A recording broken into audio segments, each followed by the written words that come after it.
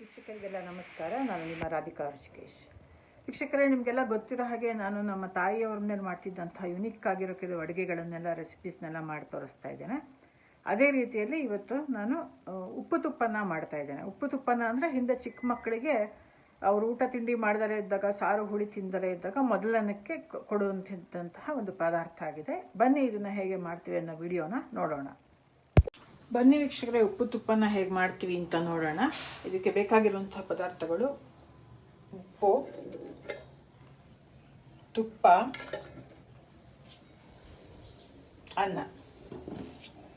ಬನ್ನಿ ಹೇಗೆ ಮಾಡೋದು ಅಂತ ನೋಡೋಣ.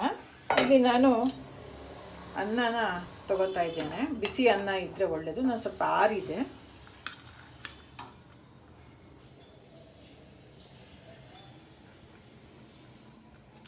ಕುಕ್ಕರಲ್ಲೂ ಬೇಯಿಸ್ಕೋಬೋದು, ಹಾಗೇನು ಬೇಯಿಸ್ಕೋಬೋದು. ಇದಕ್ಕೆ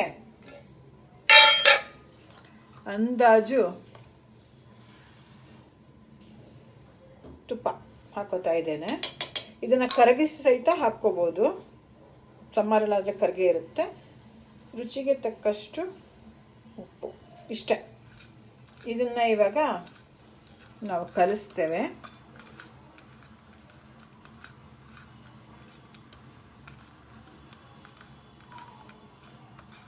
ಇದಕ್ಕೆ ಉಪ್ಪು ತುಪ್ಪ ಎರಡನ್ನೂ ಈಕ್ವಲ್ ಆಗಿ ಹಾಕಿ, ಅಂದರೆ ರುಚಿಗೆ ತಕ್ಕಷ್ಟು ಹಾಕಿ ಒಂದು ಪ್ರಪೋರ್ಷನ್ನಲ್ಲಿ ಮಿಕ್ಸ್ ಮಾಡಿಟ್ರೆ ಉಪ್ಪು ತುಪ್ಪನ ರೆಡಿ. ಇವಾಗ ಇದನ್ನು ನಾವು ಮಕ್ಕಳಿಗೆ ಮೊದಲು ತಿನ್ನಿಸ್ಬೋದು, ನಂತರ ಹಾಲನ್ನು ತಿನ್ನಿಸೋದು. ನಮ್ಮಲ್ಲೆಲ್ಲ ಏನು ಅಂದರೆ ಮಕ್ಕಳಿಗೆ ಮೊಸರನ್ನ ತಿನ್ನಿಸ್ತಿರಲಿಲ್ಲ. 5 ವರ್ಷದೊಳಗಿನ ಮಕ್ಕಳಿಗೆ ಹಾಲನ್ನು ಕೊಡೋರು, ಹಾಗೂ ಮೊದಲನೆಯನ್ನಾಗಿ ಉಪ್ಪು ತುಪ್ಪನವನ್ನು ಕೊಡೋರು. ಈ ದೊಡ್ಡ ಮಕ್ಕಳಾದ್ಮೇಲೆ ಎಷ್ಟೊಂದು ಸಲ ನಾವು ಹುಷಾರಿಲ್ದರೆ ಹೋದಾಗ, ಇಲ್ಲ ಇನ್ನೇನಾದರೂ ಸಾರು ಹುಳಿ ಬೇಜಾರಾಗಿದ್ದಾಗ ತಿನ್ನಲ್ಲ ಅಂದರೆ ಉಪ್ಪು ತುಪ್ಪನವನ್ನು ಮಾಡಿಕೊಡೋರು. ಸೊ ಬಹುಶಃ ಈ ವಿಡಿಯೋ ನಿಮ್ಗೆ ಇಷ್ಟ ಆಗಿದೆ ಅಂತ ಭಾವಿಸ್ತೇನೆ. ದಯವಿಟ್ಟು ಲೈಕ್ ಮಾಡಿ, ಶೇರ್ ಮಾಡಿ, ಸಬ್ಸ್ಕ್ರೈಬ್ ಮಾಡಿ.